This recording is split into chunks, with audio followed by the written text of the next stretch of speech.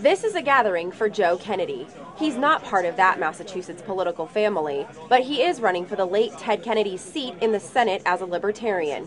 Kennedy wants the state to know he's running to fight against big government spending in Washington. The most important issue in this campaign is that the message got out there, and that's the message of spending. And before I entered this campaign, nobody would talk about it, nobody would mention it. Everybody wants to talk about cutting of taxes or new entitlement programs. The race between Democrat Martha Coakley and Republican Scott Brown is very close. It's so close that votes for Kennedy could tip the scale in either direction.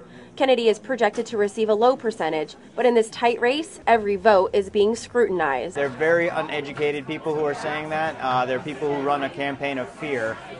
They use that exact campaign with Ross Perot back when Bill Clinton was running. A vote for Ross Perot is a vote for Bill Clinton.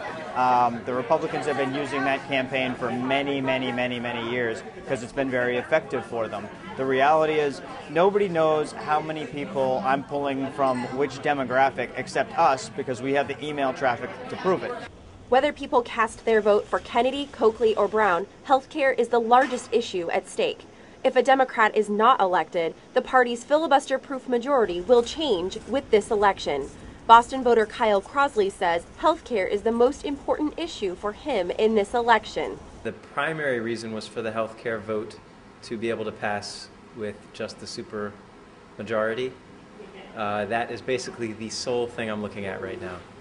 Polls are closed and the final results will be announced in just minutes. The fate of healthcare policy for America hinges on this decision. The country sits on the edge of their seat as they wait for the final word. I'm Marissa Pendergrass for WEBN News, Dedham.